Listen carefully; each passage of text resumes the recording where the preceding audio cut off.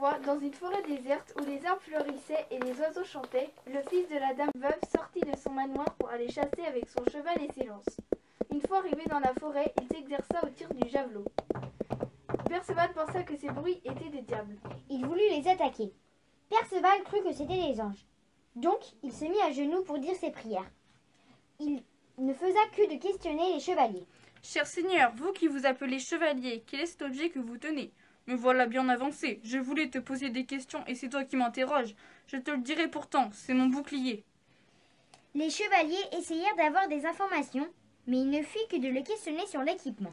Donc équipé de la sorte, je vais te le dire, c'est le roi Arthur qui m'a donné tout cet équipement il y a 5 jours quand il m'a en personne adoubé. Mais réponds-moi enfin, où sont passés les 5 chevaliers et les jeunes filles? Perceval émet une hypothèse. Il les emmena où il pensait pouvoir répondre à leur attente. Une fois que les chevaliers ont trouvé ce qu'ils voulaient dans l'agriculture des paysans, Perceval repartit au manoir en cheval. Mon fils, où étais-tu? J'ai vu dans la forêt des créatures magnifiques. Ils se nomment chevaliers. Hélas, quel triste destin que j'ai. Ton père et tes 2 frères aînés sont morts chevaliers. Dieu ne m'a laissé que toi, comme seul et unique fils. Donnez-moi à manger. Je ne sais de quoi vous me parlez, mais je serai chevalier. Rien ne m'en empêchera. Même si ma douleur est immense de te voir partir, tu iras à la cour du roi et tu lui demanderas des armes. Mais je veux te donner un enseignement. Si tu rencontres une jeune femme qui ait besoin d'assistance, aide-la. Si elle t'accorde un baiser, n'en demande pas davantage. Si elle a un anneau au doigt et qu'elle t'en fait cadeau, accepte-le. Ne reste pas trop longtemps avec un compagnon de route sans lui demander... Perceval traversa la forêt en cheval et se dirigea vers la tente. Il s'approcha de l'habitacle tout doucement. Perceval rentra dans la tente. Et la jeune fille sursauta quand elle vit Perceval. « Passe ton chemin, jeune étranger, avant que mon ami ne vienne, et qu'il te trouve ici. » Oui, mais avant de partir, je dois vous donner un baiser. Non, jamais tu ne m'embrasseras. Fuis avant que mon ami ne vienne. Mais Perceval s'en fiche. Il l'embrassa de force et lui fit 20 baisers. Ma mère m'a dit de prendre votre anneau. Non, tu ne le prendras jamais. Mais Perceval s'en fichait complètement et il vit plein de petites choses à manger, du vin et 3 pâtés de chevreuil. Demoiselle, je ne pourrai pas manger tout ça à moi tout seul. Mais la jeune fille pleura de toutes ses forces et elle le laissa manger. Au revoir, cher ami. Que Dieu vous protège. Perceval partit dans la forêt et emportèrent l'anneau avec lui. Peu de temps après, l'orgueilleux de la lande revint et vit pleurer la jeune fille.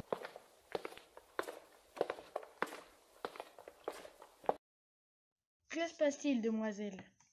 Il y a un chevalier qui est venu me voir. Il m'a pris mon anneau et m'a fait 20 baisers. Tout ça de force. 20 baisers? Et cela vous a sans doute bien plu? Non, tout ça était de force. De toute façon, je vais devoir vous punir, et la punition durera jusqu'à ce que je puisse trancher la gorge de celui qui m'a fait un tel affront. Perceval rencontre un bûcheron qui lui indique la direction du château du roi Arthur.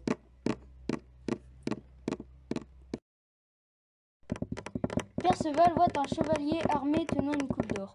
Son armure lui plaît bien, et il s'exclame: « Ma foi, voilà les armes que je vais demander au roi. » Le chevalier vermeil lui demande où il va, et Perceval lui répond: « Je vais à la cour du roi pour lui demander ses armes. » Perceval demande à Iomé l'écuyer: « Qui est le roi ?» Il répond: « C'est l'homme au bout de la table. » Le roi Arthur est triste car le chevalier vermeil lui a volé sa coupe d'or. Perceval demande: « Faites-moi chevalier et donnez-moi les armes du chevalier vermeil. » Le sénéchal Queux, pris de colère, répond à Perceval: « Si tu les veux, va combattre Vermeil. » En partant, il rencontre une dame qui lui dit en rigolant: « Vous serez le meilleur chevalier. » À ce moment, le fou lui donna une gifle et Perceval lui promet qu'elle sera vengée.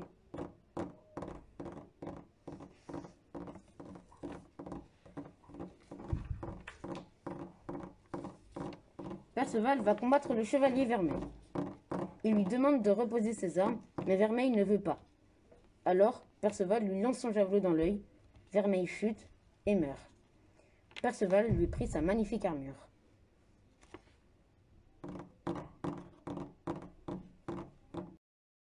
Perceval parcourut la forêt et croisa une rivière aux eaux noires et profondes. Du haut d'une plaine, il vit une grande et magnifique forteresse. Puis il frappa à la porte et les gardes lui ouvrirent. Bonjour, qui êtes-vous? Bonjour, je suis Perceval, je cherche un endroit pour dormir. D'accord, je vais vous emmener à Monseigneur Gornement. Je vous salue, monseigneur. D'où viens-tu? Je viens de la cour du roi Arthur. Qu'y as-tu fait là-bas? Le roi m'a fait chevalier. Puis Gornement se dit que Perceval avait l'air naïf et sot, mais qu'il avait quelques qualités en tant que chevalier, et décida de lui apprendre les bonnes manières de la chevalerie. Cher Perceval, vous m'avez tout de même l'air vaillant pour devenir un chevalier, ce qui est déjà bien pour un débutant. Allons, si vous le voulez bien, je pourrai vous entraîner à devenir plus poli et respectueux, mais aussi à bien combattre. Merci pour ces beaux compliments. Je veux bien que vous me donniez quelques conseils. C'est d'accord, nous allons commencer tout de suite. Il faut toujours saluer les gens que tu croises. D'accord. Il faut mener un combat royal, je vais te montrer. Regarde bien, c'est tout simple. D'abord, salue les personnes devant toi par signe de politesse comme ça. Comme ça? Oui, parfait. Gornement la tout bas, puis Perceval repartit à la recherche de sa mère dans la forêt.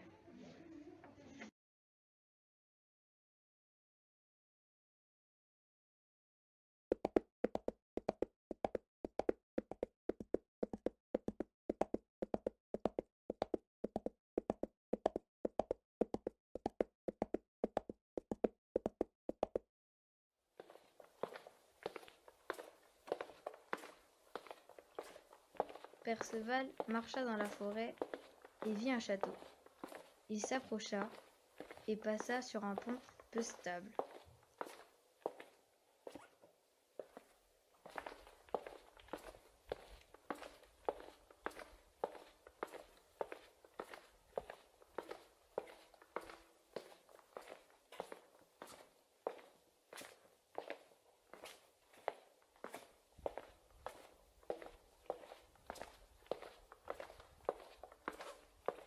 Y a-t-il quelqu'un? Ouvrez-moi, je demande l'hospitalité. Une jeune fille maigre et pâle apparut du haut du château. Cher ami, que voulez-vous? Je demande l'hospitalité. Vous l'aurez, mais je crains que vous ne passiez un bon séjour. Cependant, nous ferons de notre mieux pour vous accueillir. Je vous envoie mes serviteurs.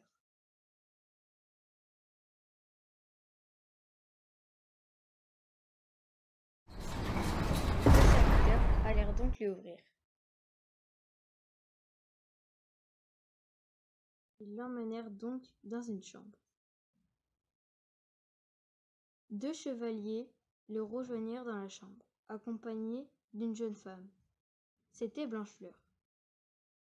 Elle s'assit à côté de Perceval sur le lit.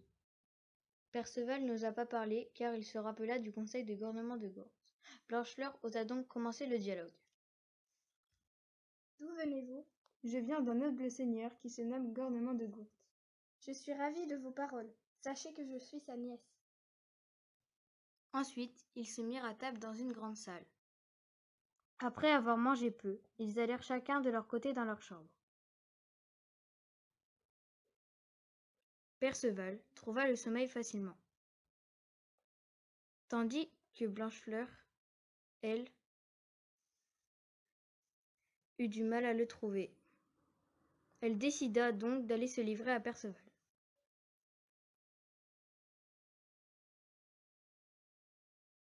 Dans la chambre du chevalier en pleurant, s'assit au pied de son lit et pleurait de plus en plus.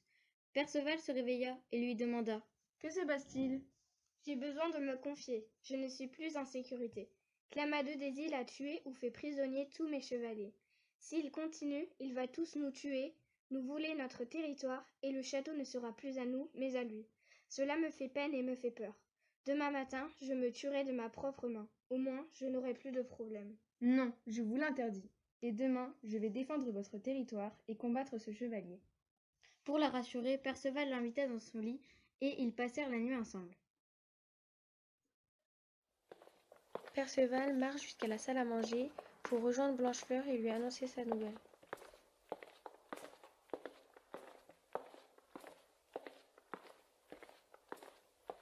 Bonjour Blanchefleur, puis-je te parler?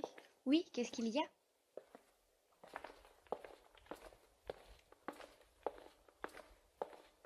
Je vais combattre Clamadeux, ton pire ennemi. Et si je gagne, je voudrais récupérer ton amour. Je t'ai déjà dit, je ne veux pas que tu risques ta vie pour moi. Je veux le combattre pour que tu n'aies plus peur de lui. Je sais que tu iras, peu importe ce que je te dis, mais écoute-moi cette fois-ci et fais attention à toi. Perceval se prépare pour le combat et met son armure.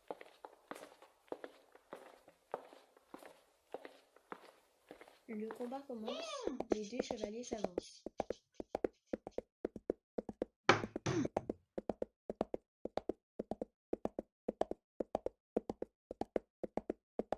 Merci. Deux chevaliers s'avancent pour récupérer Clamadieu et le mettre en prison.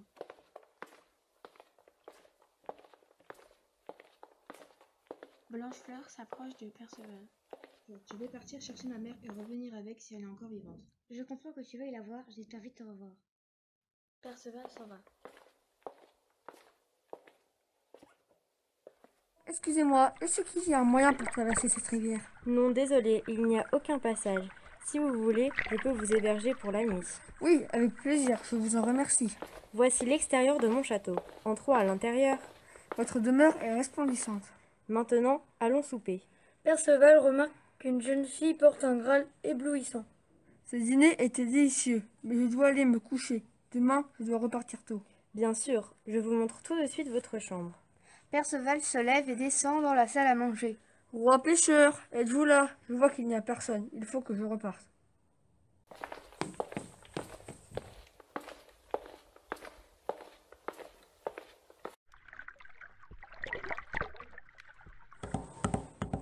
Perceval aperçoit des traces de sabots et s'aventure dans la forêt.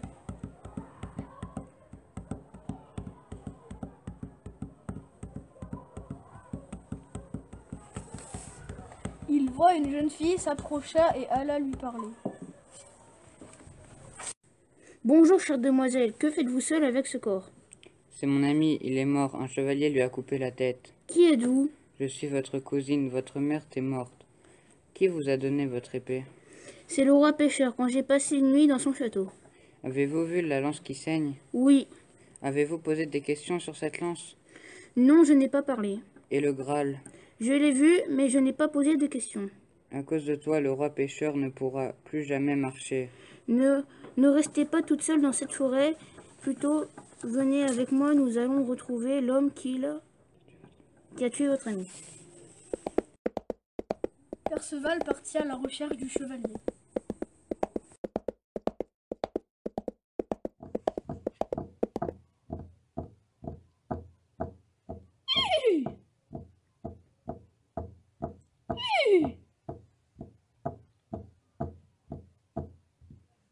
Pourquoi es-tu nu?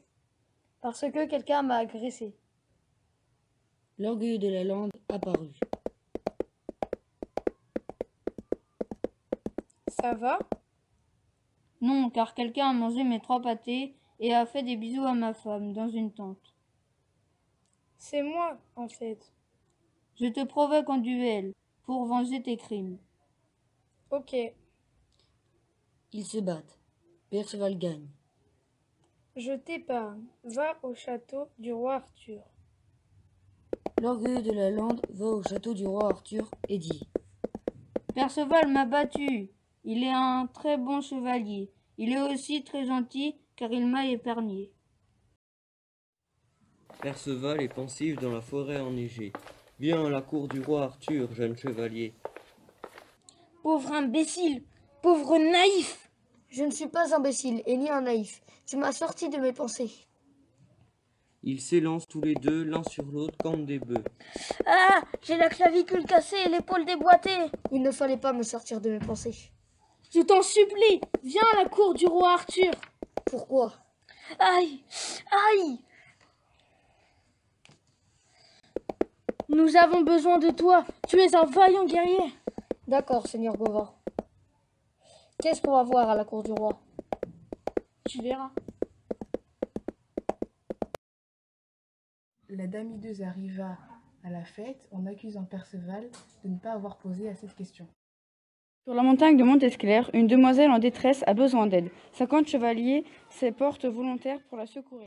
Le chevalier Guingamp-Brésil accusa Gauvin de trahison. Il rapporta cette accusation devant le roi.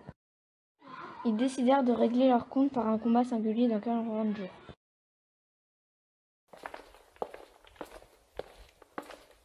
Gauvin est sur la route d'Escavalon. Il s'arrête dans la ville de Tintagel, où se déroule un tournoi. Ce tournoi avait lieu car un jeune homme devait mériter l'amour d'une jeune fille en gagnant contre le père de celle-ci. Dans la tribune, il y avait des dames qui donnaient chacune leur avis sur tous les chevaliers. Une tour, la jeune fille observait le tournoi accompagnée de sa sœur cadette.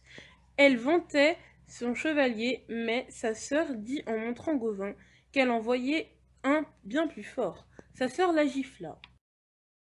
Gauvin, lui, logeait chez un vavasseur. Alors, la jeune sœur vint le supplier de la venger de la gifle que sa sœur lui avait donnée. Le jeune homme accepta sa demande. La jeune fille donna à son chevalier une manche. C'était ce que faisaient les dames avant que leur chevalier aille combattre. La jeune fille le remercia d'avoir sauvé son honneur, et Gauvin repartit pour Escavalon.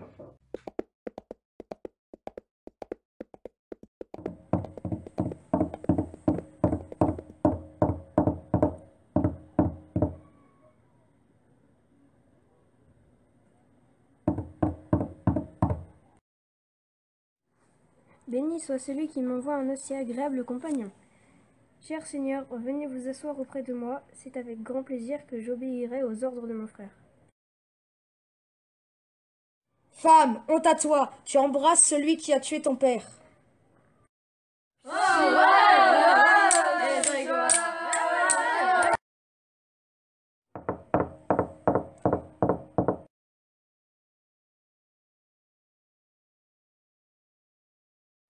Nous reporterons le combat à 1 an, mais en attendant, vous devez aller chercher la lance qui saigne. Gauvin partit à sa recherche.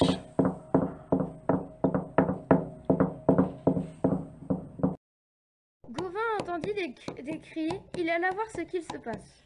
Vous allez bien, madame? Au secours, il y a des brigands qui m'attaquent. Tiens, prends ça. Ah! À toi maintenant. Je vais me venger. Ah! Ne me crois pas vaincu. C'est ce qu'on va voir. Ah! Vous allez bien, madame? Merci de m'avoir sauvé. Pour récompense, je vous amène au château du roi pêcheur. Merci.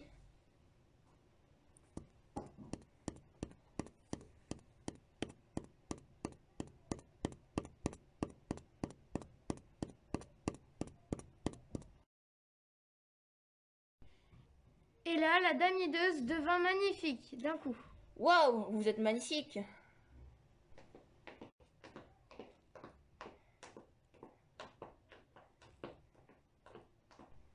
Voici le roi pêcheur. Oh, bonjour, monsieur le roi de pêcheur. Bonjour, jeune étranger. Pourquoi cette lance saigne? Oh, merci. Grâce à cette question, vous avez sauvé toute ma terre. Au bout de 5 ans, alors qu'il cheminait, il rencontra 3 chevaliers et une dizaine de dames qui faisaient leur pénitence. Un chevalier l'interpella et lui demanda « Très cher seigneur, ne croyez-vous donc pas en Dieu ?» Perceval tourmenté répondit « Quel jour est-ce donc aujourd'hui ?» Vous ne le savez donc pas, nous sommes le vendredi saint. Il n'est pas convenable de porter les armes ce jour-ci. Lui répondit le chevalier. « Et d'où venez-vous donc ainsi » s'interpella Perceval. « Seigneur, nous venons de cette forêt où demeure l'ermite qui nous a réconciliés avec Dieu. » Lui expliqua le chevalier. Perceval se rendit chez l'ermite en passant par le chemin indiqué par le chevalier. Une fois rendu chez l'ermite, Perceval se présenta auprès de celui-ci. L'ermite interrogea Perceval. « Que me veux-tu » ?»« Je viens me confesser auprès de Dieu pour réparer mes péchés et retrouver la foi. »« D'accord, mais avant de rentrer dans mon domaine, veuillez déposer vos armes. »« Mon cher ami, dis-moi quel est ton nom ?»« Je me nomme Perceval. »« Je te connais bien plus que tu ne le penses, car ta mère est ma sœur, cher neveu. »« Je peux donc vous appeler mon oncle ?»« Oui, cher neveu. Je vais alors te donner le pardon de ton péché. »« Que dois-je faire pour récupérer le pardon du Seigneur ?»« Tout d'abord, tu passeras 2 jours dans mon domaine, où tu apprendras les prières rudimentaires, où tu feras ta première communion et où tu goûteras aux bienfaits de la nature. Je ferai tout cela avec le plus grand sérieux. »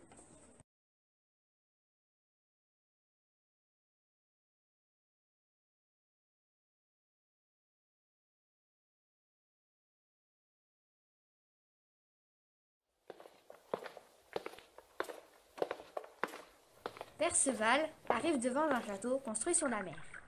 Avant d'y entrer, Perceval vit une dame, il la salua et lui demanda s'il pouvait passer la nuit ici. La femme lui accorda volontiers et l'emmena à l'intérieur du château. Perceval vit un coffre et demanda à la femme s'il y avait des reliques. Elle lui raconta l'histoire. Je ne sais point ce qu'il y a dedans, mais même Monseigneur Gauvin a échoué. À la fin de son récit, le seigneur du château, qui se nommait Partinal de Vermeil-Tour, et sans même saluer Perceval, lui ordonna d'ouvrir ce coffre. Et là, il réussit. Il n'y avait point de relique, mais un corps sans vie. Et ce corps, c'était le chevalier Vermeil, le frère de Partinal. Quand il vit son frère, il sut tout de suite que c'était celui qui avait réussi à ouvrir ce coffre, qui avait tué son frère, et pour se venger, il voulut affronter Perceval. Mais au milieu du combat, l'épée de Perceval se brisa. Il allait être vaincu quand les cloches sonnèrent. Partinal eut pitié de celui qui lui avait causé tant de peine, mais il lui laissa la vie sauve. Perceval repartit seul à dos de son cheval. Perceval, avec son épée brisée, se rappela qu'il fallait aller chez le forgeron qu'il avait conçu, Trébuchet. Perceval, en allant à sa recherche, tomba sur un manoir et demanda hospitalité pour la nuit. Au manoir, un vavasseur l'accueillit. « Pourquoi cette flamme bleuâtre au loin ne s'éteint-elle jamais » demanda-t-il.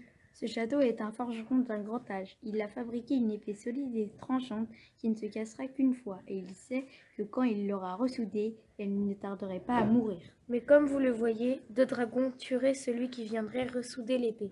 Perceval arrive vers les 2 dragons avec sa hache. Il tue le premier dragon facilement avec un coup de hache, se protège des flammes avec son écu et trancha la tête du second. Heureux, il alla rejoindre les habitants, surpris. Perceval, dans le château, vit Trébuchet et dit « Bonjour Trébuchet, je suis venu ressoudre mon épée cassée. » Perceval, je sais bien qu'elle se briserait, c'était écrit qu'elle le serait. Sachez que c'est moi et personne d'autre qui doit la réparer. Donnez-moi donc cette épée, je vais la ressouder. Trébuchet s'approcha du feu et le raviva, et au bout de quelques secondes, l'épée se ressouda d'un coup.